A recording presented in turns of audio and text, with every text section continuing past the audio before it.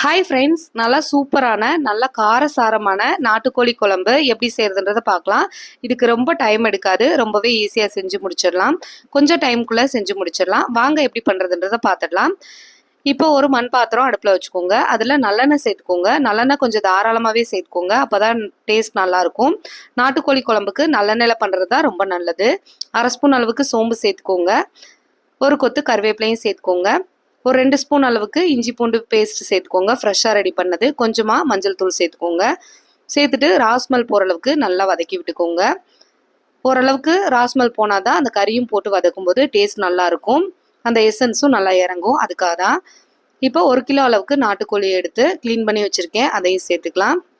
மஞ்சள் தூள் போட்டு வாஷ் பண்ணிக்கோங்க, அப்போ தான் நல்லாயிருக்கும். அந்த ராஸ்மல் இல்லாமல் டேஸ்ட் நல்லாயிருக்கும், அதுக்காக தான். இப்போ நல்லா வதக்கி விட்டுக்கோங்க. நாட்டுக்கோழி செய்யும்போது எப்பயுமே கொஞ்சம் பொறுமையாக செய்யுங்க, அப்போ தான் டேஸ்ட் நல்லாயிருக்கும்.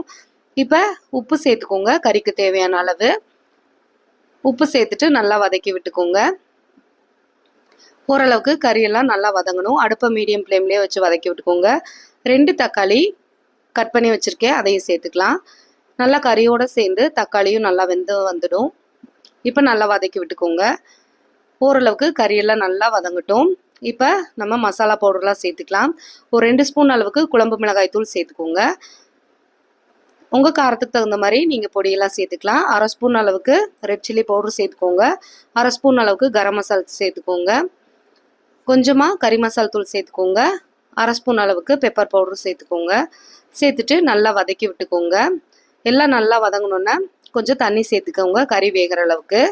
தண்ணி சேர்த்துட்டு ஒரு கிளறி விட்டுக்கோங்க. நல்லா கிளறி விட்ட பிறகு ஒரு மூடி போட்டு மூடி வச்சிடலாம். ஒரு 10 நிமிஷம் போல் நல்லா வேகட்டும்.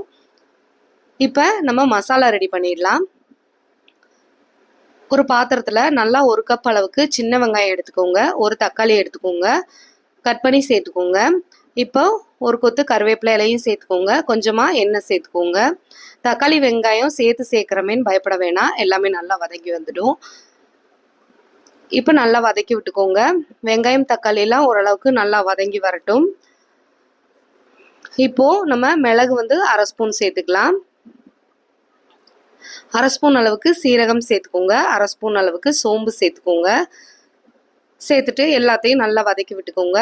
வெங்காயம் தக்காளியெல்லாம் நல்லா வதங்கி வந்துடுச்சு பாருங்கள். இப்போ கொஞ்சமாக மல்லி எல்லாம் தூவிக்கலாம். இதையும் வதக்கி விட்டுக்கோங்க. இப்போ 4 சில் தேங்காய் எடுத்து கட் பண்ணி வச்சுருக்கேன், இந்த மாதிரி. அதையும் சேர்த்துக்கலாம். நீங்கள் துருவல் இருந்தால் துருவலாக கூட சேர்த்துக்கோங்க. சேர்த்துட்டு நல்லா வதக்கி விட்டுருங்க. இப்போ இது ஆறட்டும், பேஸ்ட்டாக அரைச்சி எடுத்துகிட்டு வந்துடலாம். இப்போ பாருங்கள், கறி 10 நிமிஷம் ஆயிடுச்சு. நல்லா ஓரளவுக்கு முக்கால்வாசி வெந்துருச்சு.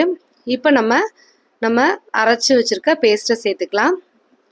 சேர்த்துட்டு உங்களுக்கு கிரேவி இன்னும் கொஞ்சம் நிறையா வேணும் அப்படின்னு சொன்னால் இன்னும் கொஞ்சம் கூட தண்ணி சேர்த்துக்கலாம். இல்லை நமக்கு கொஞ்சம் கெட்டி தன்மையாக வேணும் அப்படின்னு சொன்னால் இப்படியே விட்டுருங்க. நல்லா ஒரு 5 நிமிஷம் போல் நல்லா கொதிச்சு வரட்டும். இப்போ பாருங்கள், ஒரு 5 நிமிஷம் போல் ஆயிடுச்சு. அந்த ராஸ்மல் எல்லாமே போயிடுச்சு, நல்லா கொதிச்சு வந்துடுச்சு. கொஞ்சமாக கருவேப்பிலை எல்லாம் தூவிக்கலாம். பொடியாக நறுக்குனா மல்லி இலையும் தூவிக்கலாம். அவ்வளோதான், ரொம்பவே ஈஸியாக செஞ்சு முடிச்சாச்சு பாருங்கள். நல்லா காரசாரமாக இந்த குளிர்காலத்துக்கு ஏற்ற மாதிரி இட்லி, தோசை, சப்பாத்தி, சாதத்துக்குமே ரொம்பவே நல்லாயிருக்கும். சளிக்கெல்லாம் ரொம்பவே நல்லது. இப்படி ட்ரை பண்ணி பாருங்கள் என்னோடய ஸ்டைலில். இந்த வீடியோ உங்களுக்கு பிடிச்சிருந்தா மறக்காமல் நம்ம சேனலை சப்ஸ்கிரைப் பண்ணிக்கோங்க ஃப்ரெண்ட்ஸ். தேங்க்ஸ் ஃபார் வாட்சிங்.